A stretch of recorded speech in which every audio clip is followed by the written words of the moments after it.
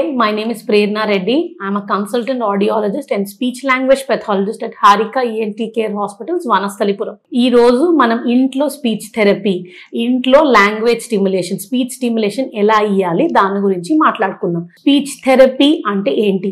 Developmental పిల్లలు పెద్దగా అయిన కొద్దీ లాంగ్వేజ్ సరిగ్గా డెవలప్ అవ్వకపోతే వాళ్ళకి థెరపీ ఇవ్వడానికి మనం స్పీచ్ థెరపీ అంటాము. మనం స్పీచ్ థెరపీ ఎప్పుడు స్టార్ట్ చేస్తాము? జనరల్గా 1 yearకి వర్డ్స్ రావాలి and by 15 to 18 months of age చైల్డ్కి ఒక 15 నుంచి 100 వర్డ్స్ ఉండాలి. ఒకవేళ ఈ డెవలప్మెంటల్ ప్యాటర్న్ చైల్డ్ ఫాలో అవ్వకపోతే, అసలు వర్డ్స్ అనేవి డెవలప్ అవ్వకపోతే స్పీచ్ థెరపీ స్టార్ట్ చేయాలి. సో ఇప్పుడు స్పీచ్ థెరపీ స్టార్ట్ చేసినప్పుడు ఓన్లీ స్పీచ్ థెరపీ చేస్తే సరిపోతుందా? సరిపోదు. ఇంట్లో కూడా మనం కంటిన్యూస్గా చైల్డ్తో ఎఫర్ట్ పెడుతూనే ఉండాలి. ఇప్పుడు ఈ లాంగ్వేజ్ స్టిమ్యులేషన్ ఇది ఇంట్లో ఎలా ఎఫర్ట్ పెట్టాలి? ఇంట్లో మనం ఏం చేయాలి? థెరపీలో చేసినట్టు టాయ్స్ కొనొచ్చా? జనరల్ పేరెంట్స్ మాకు అడిగే క్వశ్చన్స్ ఏంటంటే, మేము ఇంట్లో టాయ్స్ కొనేసి ఇంట్లో స్టిమ్యులేట్ చేయొచ్చా? మేము ఇంట్లో థెరపీలో చేసిందే ఇంటికెళ్ళి రిపీట్ చేయొచ్చా? మనం ఇంట్లో ఎలా మాట్లాడాలి? ఎలా కంటిన్యూస్గా చైల్డ్ని ఎంగేజ్ చేయాలి? ఇప్పుడు వీటికి నేను ఆన్సర్ ఇస్తాను. నంబర్ 1, చైల్డ్ కోసం మీరు స్పెసిఫిక్గా ఏ టాయ్స్ కొనాల్సిన అవసరం లేదు. మీరింట్లో ఏం చేస్తున్నారు, చైల్డ్ ఇంట్లో ఏం చేస్తున్నారు, ఈ రెండిటి మీద మీరు కంటిన్యూస్గా చైల్డ్ని ఎంకరేజ్ చేస్తే, చైల్డ్తో కంటిన్యూస్గా ఉంటే సరిపోతుంది. చైల్డ్ ఏం చేస్తున్నారు అది అబ్జర్వ్ చేయండి. ఒకవేళ ఒక చైల్డ్ ఒక బొమ్మతో లేకపోతే ఏమైనా యాక్టివిటీ దేంతోనో ఆడుతుంటే పక్క నుండి మీరు చైల్డ్ ఏం చేస్తున్నారు దాన్ని డిస్క్రైబ్ చేయండి. ఆ డిస్క్రిప్షన్ ఇస్తే చైల్డ్ ఏం చేస్తున్నాడు దాని గురించి అవేర్నెస్, అర్థం అవడం అనేది పెరుగుతుంది. రెండోది, మీరు చైల్డ్తో ఏం చేస్తున్నారు.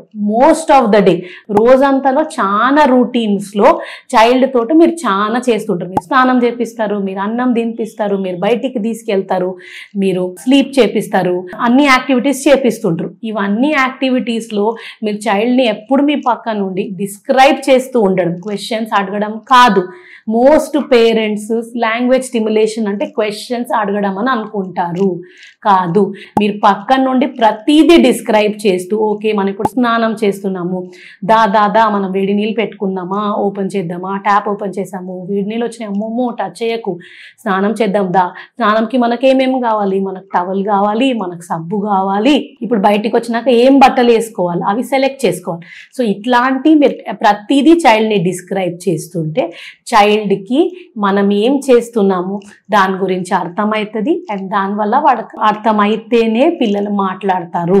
So one of the major things is మీరు మాట్లాడుతుంటే అర్థం అవడం అనేది పెరిగితే ఆటోమేటిక్గా మాటలు అనేది పెరుగుతాయి.